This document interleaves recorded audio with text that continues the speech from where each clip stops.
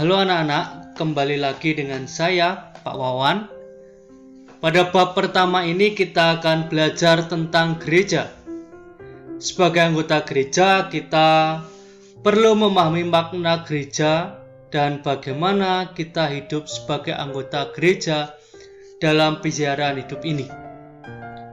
Pada bab pertama ini, tujuan dari pembelajaran kita adalah memahami arti dari gereja.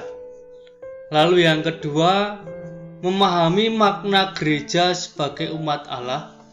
Dan yang ketiga adalah keterlibatan kita sebagai umat Allah dalam pelayanan gereja. Itu tujuan dari bab ini. Maka untuk pertama kita akan belajar mengenai arti dari gereja.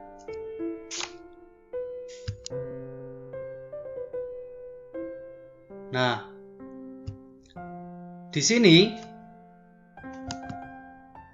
saya memperlihatkan gambar ada bangunan, istilahnya kita bangunan, ada orang, ada tulisan church, kemudian ada orang yang berdoa, kemudian ada tangan-tangan banyak orang yang kemudian disambung-sambung, kemudian ada body Christ atau tubuh Kristus, lalu kemudian dunia. Ini ingin menunjukkan bahwa inilah gereja.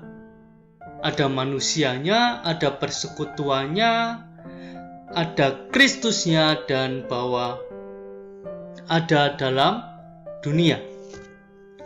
Maka kita lihat dulu dari pengertian.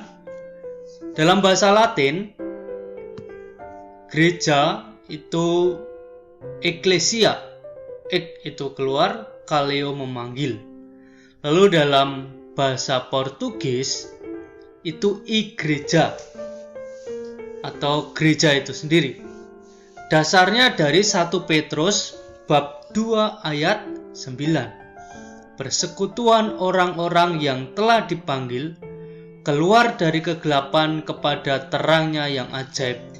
Ini ingin menunjukkan bahwa gereja itu adalah terang. Bagi siapa? Bagi orang-orang yang beriman kepada Kristus. Nah, ini saya akan memperlihatkan perbedaan gereja dengan huruf G kecil dan gereja dengan G besar.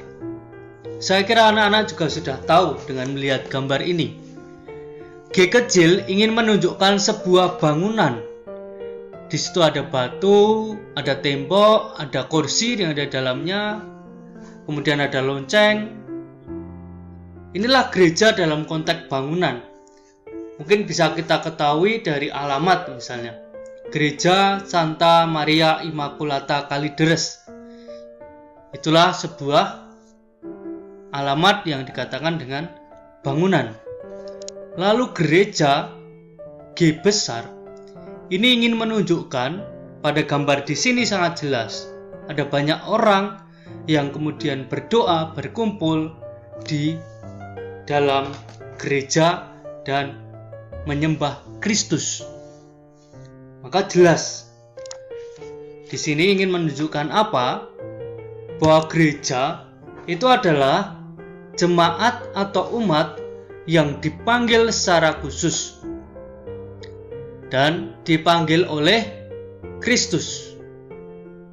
Maka gereja tanpa Kristus itu bukanlah gereja. Karena gereja ada itu karena Kristus. Nah, pertanyaannya adalah apakah dengan misalnya gedung gereja hancur atau roboh masih disebut dengan gereja? Ya, jelas. Mengapa? Karena gereja pada dasarnya adalah persekutuan umat beriman Katolik yang dipanggil oleh Kristus untuk mengimaninya.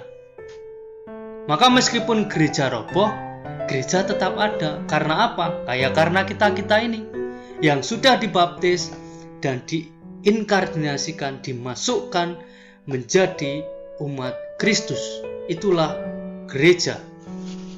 Nah, anak-anak, kita akan masuk ke dalam gereja umat Allah. Gereja umat Allah bukanlah semata-mata merupakan hal fisik, melainkan rohani. Artinya apa? Bahwa gereja itu terpilih dari Allah. Dan sebutan umat Allah ini menekankan dua hal. Pertama,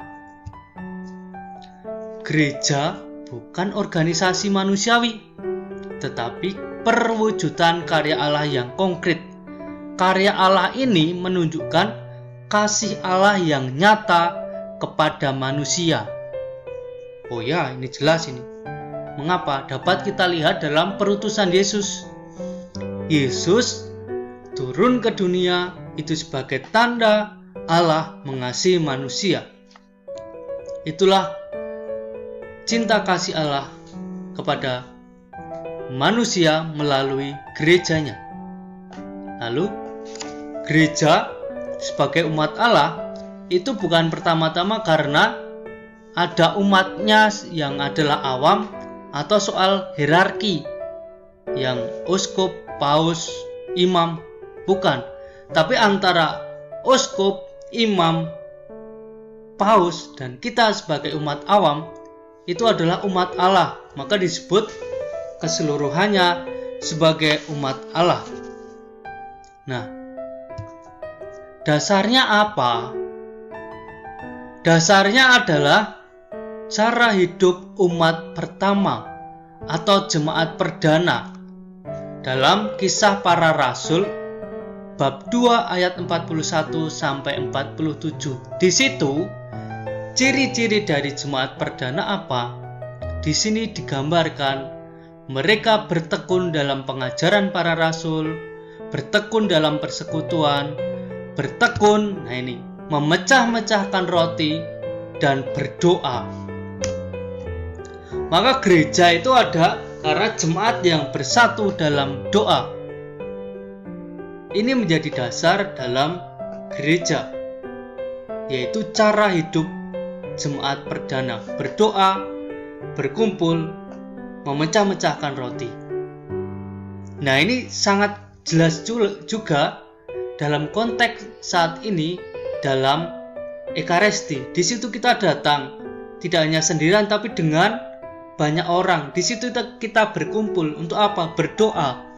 Dan kita juga menerima hosti suci. Ya. Lalu kemudian ciri gereja sebagai umat Allah terlihat dalam panggilan. Yang pertama adalah karena inisiatif dari Allah. Ini jelas. Allah sendiri yang mendirikan gereja demi keselamatan manusia. Dan itu tercurah dalam Roh Kudus yang memberikan karunia kepada kita. Ada karunia kebijaksanaan, ada karunia pengetahuan, ada karunia mengenai kedamaian. Nah, ini berbagai macam karunia yang diberikan Roh Kudus kepada kita sehingga memampukan kita untuk melakukan persekutuan dalam nama Yesus Kristus. Nah, dengan persekutuan ini kita bisa memberikan karisma yang kita miliki. Mungkin kita bisa gitar, kita bisa mengiringi ketika Ekaristi, kita bisa nyanyi, kita bisa baca, mungkin jadi lektor atau lektris gitu ya. Itu dalam persekutuan itu kita berkumpul, kita bersatu dalam nama Kristus, dan dengan karisma kita bisa melayani gereja.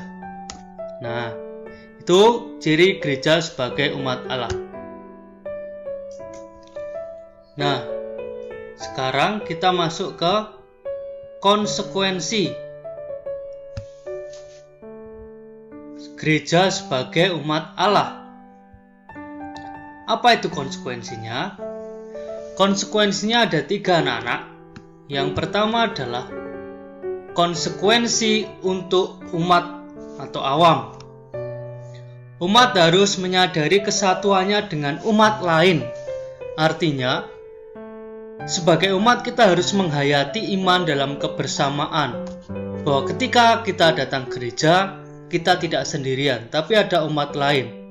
Disitulah ada keterlibatan. Ada yang jadi lektor, ada yang jadi mesdinar, ada yang jadi petugas GOR. Itulah sebagai satu kebersamaan. Bukan apa-apa hanya satu umat, tetapi adalah kebersamaan seluruh umat. Semua wajib terlibat atau harus terlibat.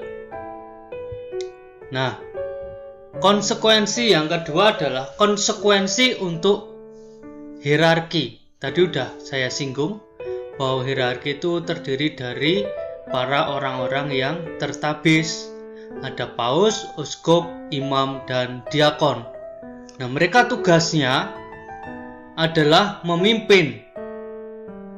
Dalam kepemimpinan itu, tugas utamanya sebagai pelayan, di mana mereka berada di tengah-tengah umat sebagai pelayan.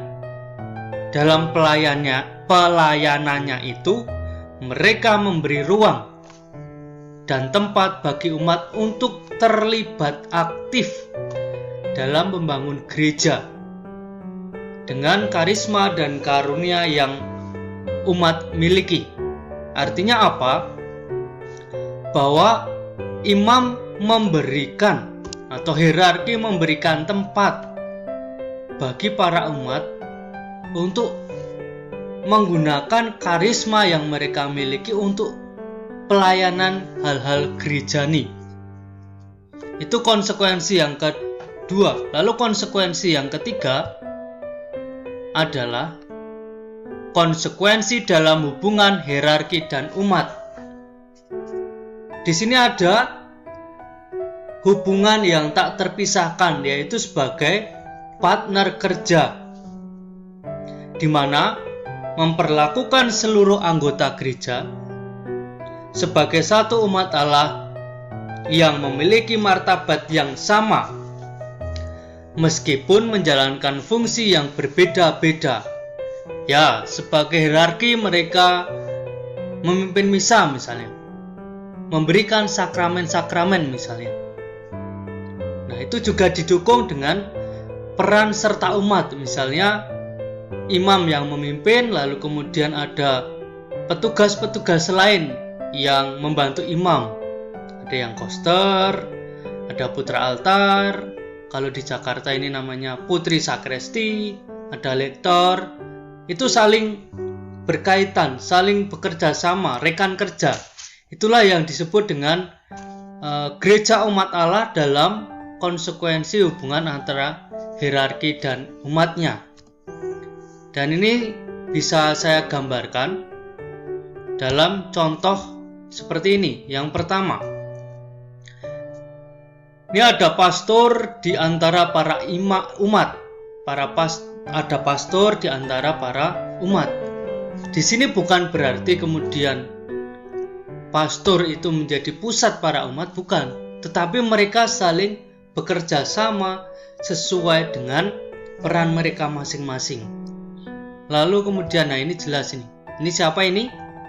Sudah kita kenal, paus yang sekarang, pemimpin tertinggi gereja Katolik, yaitu paus yang ada di Roma, namanya Paus Fransiskus. Ini sedang menyapa anak kecil, ya kan? Ini jelas bahwa hubungan antara hierarki dan umat nampak dalam sapaan, dalam pelayanan mereka. Lalu kemudian, nah ini sebagai salah satu tugas umat dalam pelayanan gerejani. Cantik ya, ini sebagai lektris, ya kan? Mungkin anak-anak yang lain juga ikut terlibat. Ada yang sudah ikut terlibat, ada yang belum. Bisa juga kalian terlibat dalam hal-hal yang lain. Putri sakresti ikut orang muda Katolik, ikut pendampingan iman remaja, atau ini juga bisa yang cowok itu putra altar. Kemudian ini ada juga putri altar misalnya gitu ya, atau kalau di Jakarta namanya putri sakresti. Nah, lalu kemudian ini gereja yang mengumat, ada kesinambungan antara para imam dan umat dan para petugas. Inilah yang disebut dengan konsekuensi hierarki dan umat. Seandainya hanya umat ini saja tanpa pastor, tentu ekaristi tidak jalan. Kalau pastor sendiri dan tanpa para petugas liturgi, maka pastor juga akan kewalahan. Nah, ini menjadi salah satu juga bentuk gereja yang mengumat, bahkan sampai memasyarakat. Seorang pastor memberikan bantuan.